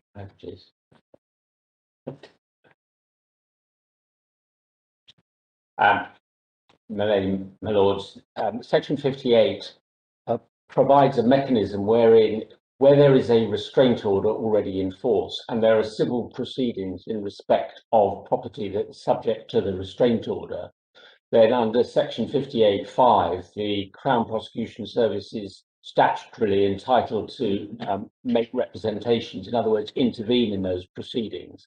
And the court can then either stay the proceedings or permit them to proceed on such terms as it thinks fit, which is another mechanism whereby the Crown Prosecution Service is able, where there is a restraint order and property is subject to it, to control or at least make representations before another court unwittingly makes an order that may affect property that ultimately may be determined to be the realisable property of the defendant in the event of conviction and subsequently confiscation. So there are stages all along the way under Part 2 that permit the question of for example, a proprietary claim, a proprietary right in respect of property to be considered by the court, although ultimately it is a matter for enforcement once property is likely to be taken for the purpose of satisfying a confiscation order on the appointment of a receiver. Thank you. Mr. Evans, who can intervene under Section 58(5)? The Crown Prosecution Service. Thank you very much. The prosecutor can. Yes. It presupposes that the action is being taken by other people in respect of the property. Yes.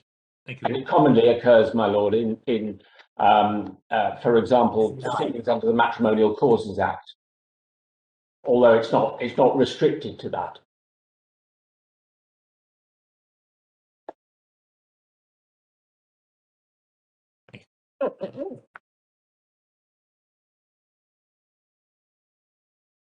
Thank you, Mr. Evans.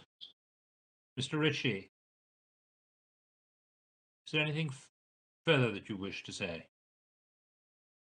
Or does that complete your submissions? My lord, that completes my submissions. I'm grateful. Thank you very much. Mr. Sutcliffe. My lady, my lords, I have 3 short points of reply, and then I would like, if I may, just to hand over briefly to Mr. Christopher to address a couple of points on the pocket issues that have arisen. First, and most significantly, my learned friend made the point that we have to assume that which we seek to prove. In other words, to assume attribution in order to find the illegality, so that the concerns of illegality policy are triggered. That, with respect, my learned friend gets the wrong way round. It's not me who's asking the tail to wag the dog. That is, in fact, what Bilter does. Because in Bilter, the court was responding to the Tinsley defence, which was an all or nothing defence at the time. And because the court did not consider the illegality defence should succeed, it decided attribution should not take place for the purposes of the defence, thereby producing a result in which the company had not acted illegally, so that the Tinsley defence could not apply. And we see this because the foundation of the reasoning of the majority in Bilter that is all the justices except Lord Sumption, was the reasoning of Professor Watts as expressed in Bousted and Reynolds, and I need only refer you to the judgment of Lord Mance at paragraph 44 on page 508. And in the fourth line of the quote, he says this: before imputation occurs, there needs to be some purpose for deeming the principal to know what the agent is. And Lords Toulson and Lord Hodge also refer to this last sentence in Bousted at paragraph 191 of their joint judgment at page 555. And despite citing this proposition as the central tenet of their reasoning, the substance of the arguments in Bilter were arguments about why attribution should not be allowed, because the consequence of doing so was that the claim would fail for illegality. They include the same policy arguments now advanced by Aquila, namely the importance of fiduciary duties, the objection that it was the director and not the company who was the moral wrongdoer. And if I can just give you the references in Bilter, which make that point good, it's in Lord Sumption's judgment at paragraph 84, which is 525 at G, in which he endorses paragraph 35 of Lord Justice Patton's judgment in the Court of Appeal in Bilter, paragraph 86, which is 527 at E, paragraph 89, page 528 between C and D, and then Lord Toulson and Lord Hodge at paragraph 206, which is 561 between B and C. Now, following Cattell, because we no longer have the all or nothing Tinsley approach, the dog can actually wag the tail. It starts with the illegality, and any question of attribution within that question is a criminal question. And it then considers whether the illegality defence should apply. There is therefore no need to have a special attribution inquiry for the illegality defence, which is what I sought to respond to my Lord Burroughs' question just before the adjournment.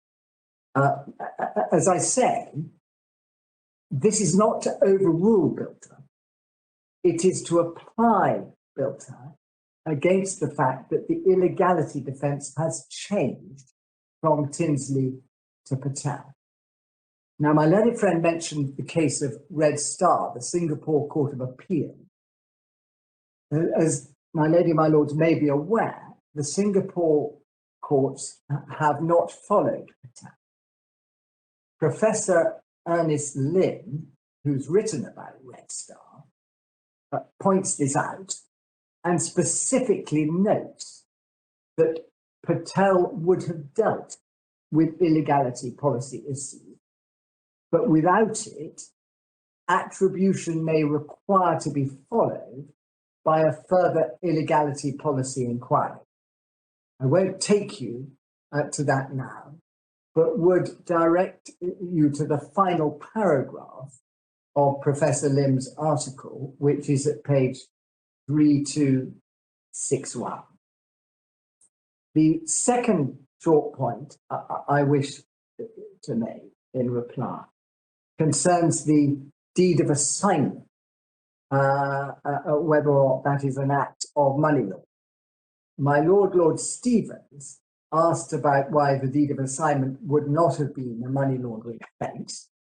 My learned friend struggled to justify it under section 329, but said that it was not in the spirit of Pocker to capture such transfers as the transfer to Aquila. We would say that on the contrary, the transfer of a claim to criminal property is obviously money laundering. If it were that easy to clean criminal property, it would be a simple answer for many criminals. And the second point he made was that there has to be the requisite knowledge or suspicion at the time of the assignment. In this case, the deed of assignment is dated the 21st of December 2010. HMRC's criminal investigation started in 2006, and the directors were dismissed by VTL on the 26th of January 2010. That's all taken from the statements of facts and issues, paragraphs 31 and 32 at page 40. And then the third short point concerns the authority of Bowman and Fells, which my learned friend touched upon, as he accepted. That was a case concerning section 328 of POCA. And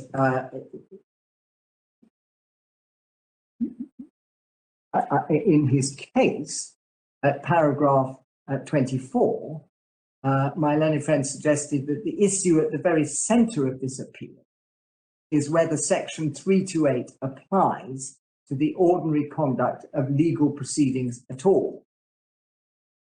Nobody is contending that the court will be committing a facilitation offence under section 328. Bowman has nothing to say about transfers of property and subsequent possession pursuant to orders made in litigation. That would concern section 327 and section 329 offences.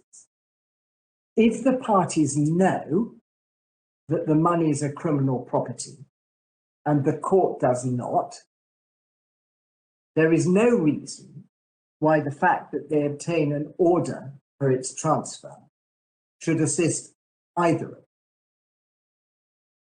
If, on the other hand, the court does have the requisite knowledge, it simply begs the question as to why the court should knowingly become involved in sanctioning and assisting parties to launder criminal proceeds.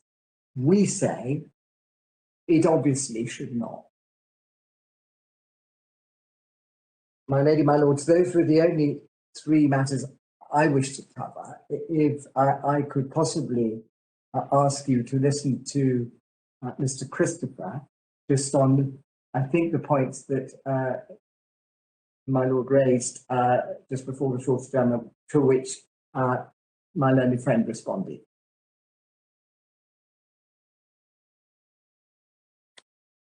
Yes, certainly. And Mr. Christopher is in a different room, I think. He's just appeared, yes. Yes. Mr. Christopher, welcome. Thank you, my lord. May it please the court. I wonder if I could respond to the reliance by my learned friend on the observations in Boyle Transport for the need for the prosecution to have an eye to any eventual confiscation proceedings when considering whether or not to prosecute a company in addition to its directors.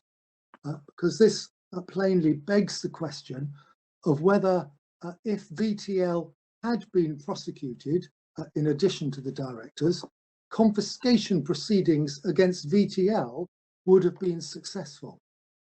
It assumes, of course, that the CPS had foreseen the possibility of a claim such as this being brought.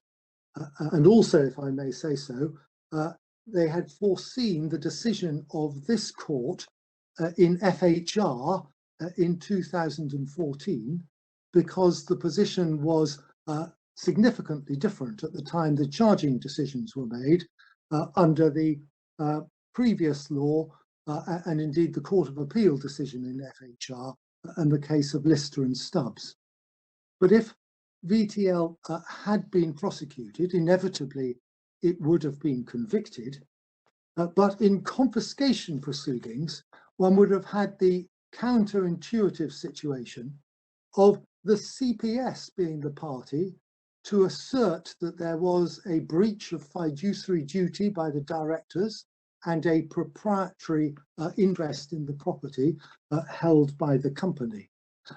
And if that was sufficient to persuade the judge that the company may have benefited, nonetheless, in our respectful submission, the confiscation proceedings would have been likely to have been defeated, firstly, by the observation by VTL that actually the money in question was not owned by VTL, but by CMR, because the money had been paid to CMR and had been extracted, in fact, from CMR by the directors by the purported assignment and the purchase of the IP rights.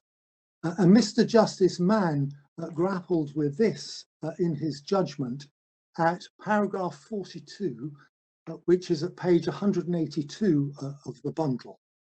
And he observed that the directors committed a wrong vis-à-vis CMR and possibly the succeeding companies.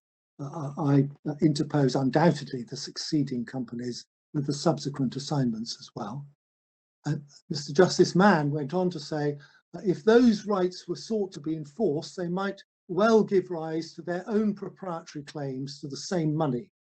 Insofar as they do give rise to such rights, then they will be likely to take priority over the rights of VTL as being first in time, and in that event, VTL's rights would be defeated. Furthermore, the directors would have no benefit to disgorge.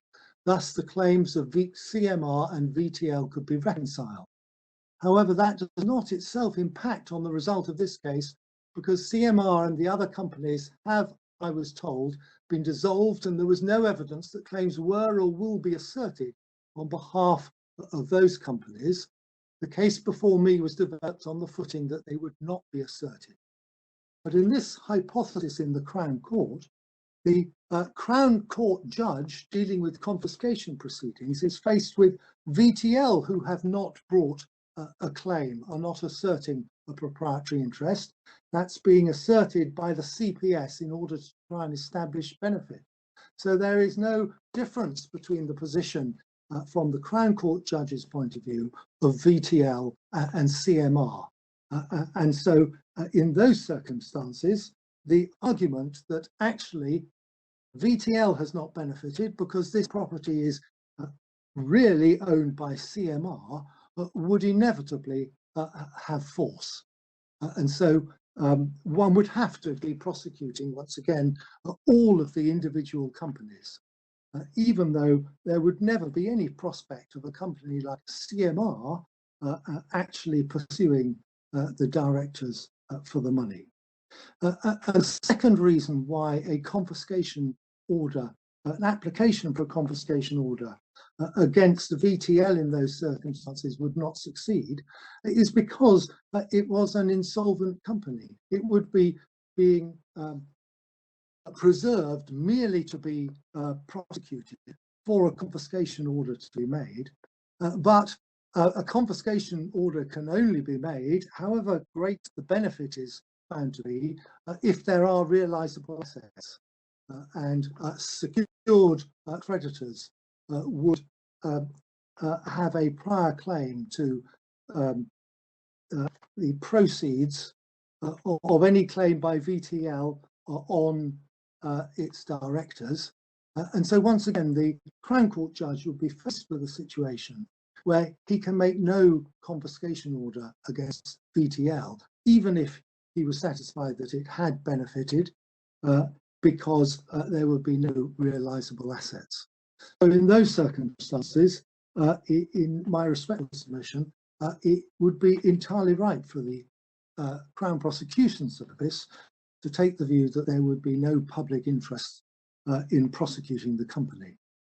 And the situation would not be solved by having concurrent proceedings under Part 2 against the directors and Part 5 against the company, because if the suggestion is that the Part 5 proceedings would be stayed until conclusion of the criminal proceedings, we remain in the position that once property has been taken into account in determining a person's benefit for the purposes of a confiscation order, it cannot be pursued as recoverable property under Part 5.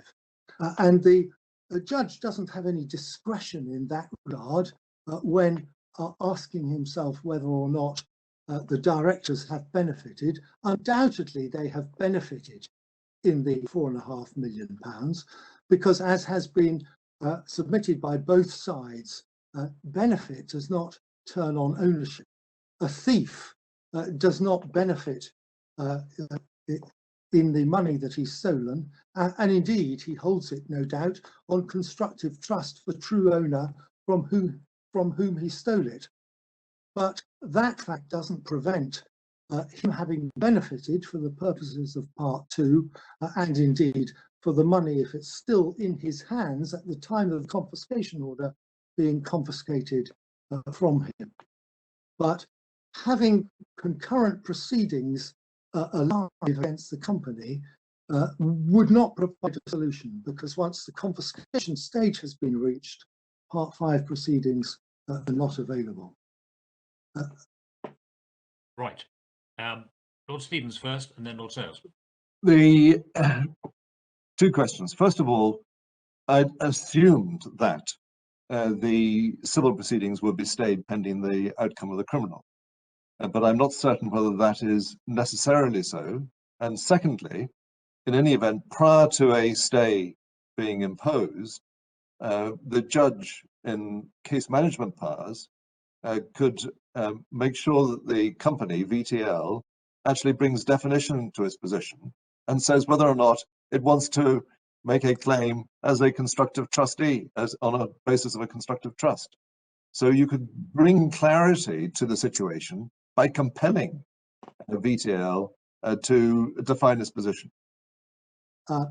Lord, certainly that would be possible, but that would not get round the problems that I've set out in respect of a confiscation order against VTL.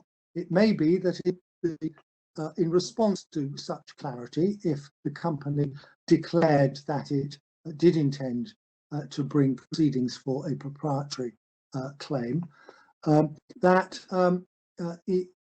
if the CPS then took the view that it should be added to the indictment, nonetheless, that would not enable a confiscation order to produce anything other than a nil order for the reasons that I've set out. Lord Sales. So, as I understand it, this difficulty only arises in relation to civil proceedings under Part 5. And hence, if your proprietary claim is brought outside Part 5, there's nothing that says it has to be brought within Part 5, is there? Lord, I don't entirely follow my Lord's question, in that the alternative that's being put forward for a means to obtain the proceeds of crime, as this £4.5 million undoubtedly was, Part 5 is being said to be the alternative to criminal proceedings. I was understanding it to be an exploration of how the third party who asserts that they have title in equity could seek to vindicate that title. I can see that Part 5 seems to give scope for that possibility, but because of the effect of Section 3089, the statute might give with one hand but take away with another, insofar as a claim is brought within Part 5. But to the extent that that has happened, my question really is, really just for clarification, that it remains open for the person asserting that they have title in equity to bring civil proceedings outside Part 5. Indeed, that's what's happened in this case, isn't it? That is what's happened here, indeed. The person claiming the interest couldn't go under Part 5 if Part 5 proceedings were not active. Part 5 proceedings are brought by the appropriate authority in order to seek to recover the proceeds of crime. Right, but So, they might not want, if they've got any sense, as I understand it, they wouldn't want to go under Part 5 because they're going to run potentially into the barrier of Section 3089. So can't they just say, well, it's very nice that I could go under Part 5. That's one procedural option open to me, but that might have difficulties in terms of me vindicating my rights in equity. So I simply bring a claim in the ordinary courts to vindicate my property rights. So yes, as happened here, it's just that the party claiming the interest could not itself invoke Part 5 if there are no Part 5 proceedings being brought against it or seeking to recover that property. But there are a number of ways, as has been highlighted, a number of stages at which a third party claiming an interest can be heard. During the restraint proceedings, as we've seen, under Section 10A nowadays, within the confiscation proceedings, and prior to Section 10A, so with the law as it was at the time of these criminal proceedings, at the discretion of the judge, as happened in this case, when Aquila asked to be heard during the confiscation proceedings. And there are a number of stages at which a third party can seek to assert its right to the property. Right. But, well, that's very nice for them, but as I've understood what you say, they don't have to do that, and they can bring a claim in the ordinary courts, as has happened here, and don't run into any, if they do that, any potential problem with Section 3089. Is that right?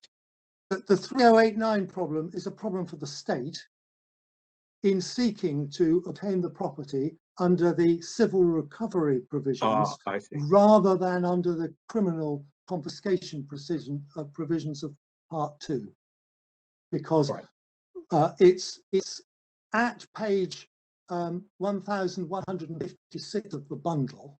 I'm so sorry, I missed that page number. If you could give it again. 1156, my lord. Thank you. Which is subsection 9 of Section 308, which is part of Part 5, where the state is trying to obtain recoverable property. But property is not recoverable if it has been taken into account in deciding the amount of a person's benefit from criminal conduct for the purpose of making a confiscation order. So you're saying that Section 3089, where it says property is not recoverable, that just means by the state. So it is recoverable by individuals. Sorry, I was misunderstanding that. Thank you. But although there are a number of different ways in which a third party can assert an interest, one of them being by the proceedings that were brought in this case, but other ways within confiscation proceedings and the precursors to it, those different alternatives simply affect which tribunal it is that is having to grapple with the issue. In each case, the issue will be exactly the same one, whether it's the Crown Court judge in confiscation proceedings or a High Court judge in freestanding proceedings such as were brought here. The existence of those opportunities for the matter to be ventilated provides no assistance as to what the answer is. And that remains the issue which is before this court in these proceedings. Should the company be permitted, we would submit, is a true portrayal, should the company be permitted to obtain the proceeds of its crime from the directors who have been convicted. Yes, thank you very much. If I could just follow up, Aquila intervened, as it were, in the Part 2 proceedings at the discretion of the judge. Section 10A not being enforced at the time, but they were given permission to do so. They brought one argument and one argument only, that is that they were victims of this crime. At Yes. that stage, they had assigned to them the interests of VTL, and they chose not to bring that argument at that stage. Yes. And I've always assumed that if you had a claim, you should bring it at the same time. It would have been a much more radical argument before the Crown Court judge to have said, actually, the defendants you're considering have no assets because the assets, all the relevant assets, belong to VTL. And therefore... That's the case they're making now. It is. It was not the argument that was run, though, as my lord says, that the opportunity to put it on that basis was there. And does the Proceeds of Crime Act give any indication as to what happens if you don't take the opportunity that's presented to you? It didn't then, because being heard at that stage was entirely discretionary. And indeed, Norris, which the court has been taken to, was an indication that a third party doesn't have a right to be heard then and should be heard subsequently in the High Court as it was then. Under the provisions now that there is Section 10A, then there is an obligation to make the argument at that point, in the sense that bear with me just for a moment. Once one gets to an enforcement receiver, and if there are proceedings under 10A, then they are binding on the findings are binding on the question of realisation of the property. Could we have the page number for section 10A, please? My lord, certainly. I'm afraid I don't have that immediately to hand, but if will bear with me for a moment. It's 712 to 713, my lord. Could you say that again, please? It's 712. 712 to 713. Thank you. Thank you.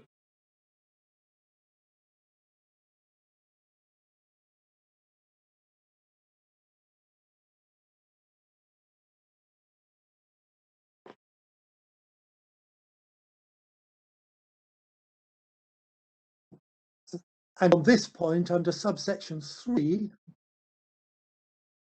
a determination under section 10A is conclusive in relation to any question as to the extent of the defendant's interest in the property that arises in connection with the realisation of the property or the transfer of an interest in the property with a view to satisfying the confiscation order, or any action or proceedings taken for the purposes of any such realisation or transfer. And this came into force in 2015? Yes. Yes. It looks as though it came in on the 1st of June 2015. Indeed, brought in by the Serious Crimes Act 2015. That solves the problem. Because if you're an astute prosecutor, you realise there are potential for other people having property interests, and you'd bring them all in at this stage. It solves that problem. It doesn't obviously provide the answer, because it means the Crown Court judge will then have to decide the very issue that this court is now has before it. But in terms, it doesn't matter which way he decides it. In one sense, he can either decide that it belongs to VTL or to Aquila or to the directors, and he then makes an order, and it's binding.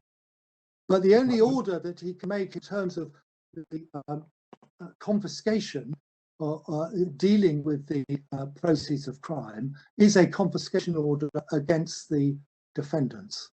Yep. The only way he can give effect to the fact that what is at issue is the proceeds of crime, and is the proceeds of a crime in which the company was complicit, is if he does not give effect to the beneficial interest be asserted by the company. My lord asked whether there was any subsequent bar on the issue being raised later on in the context of a different argument having been raised in front of the Crown Court judge. Yeah. And the answer is that now, since 2015, there is, and it's to be found in section 51. If the court will bear with me just for I've been going too fast on my I'm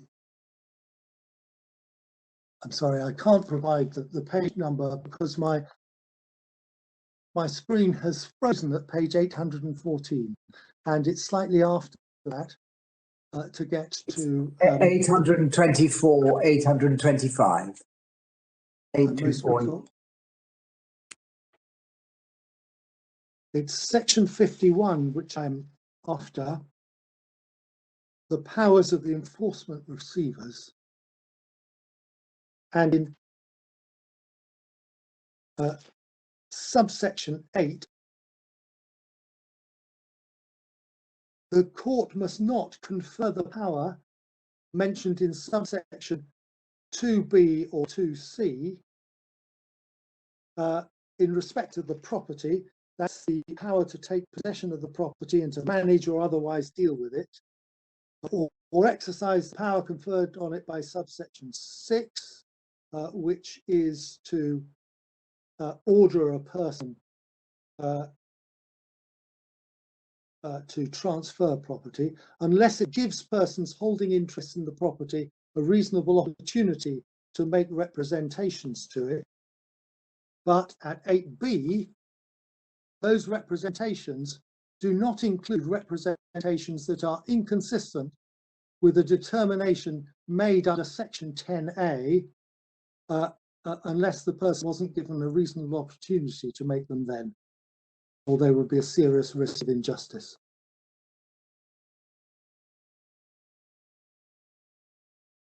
But I don't think you can go as far as to say that that decision under section 10a would be binding on the High Court in some subsequent civil claim. The lady's right. It's not binding. It's only not for those specific purposes set out in the section.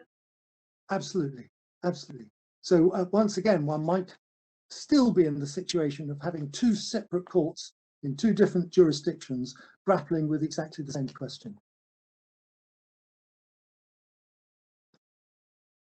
I mean, it's not going to be for us to resolve today, but I wonder if you get into quite difficult questions of issue estoppel. I mean, really following on from what my Lord Stevens was saying, that if you've had an opportunity to bring forward your whole case in relevant proceedings, which were capable of dealing with that case at one point, and you didn't, and you somehow kept something up your sleeve, I wonder whether you would get into issue estoppel territory if you try to raise it later on.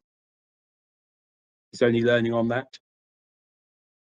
I'm not in a position to assist with that.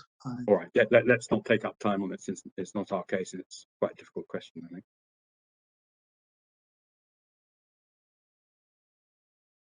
Thank you, Mark.